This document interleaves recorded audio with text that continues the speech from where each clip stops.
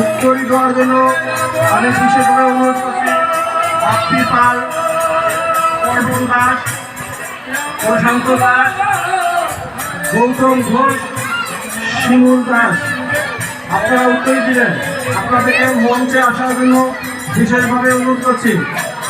বাপি পাল, আপনি যেখানে থাকুন উত্তর নিয়ে মঞ্চের কাছাকাছি চলে আসুন।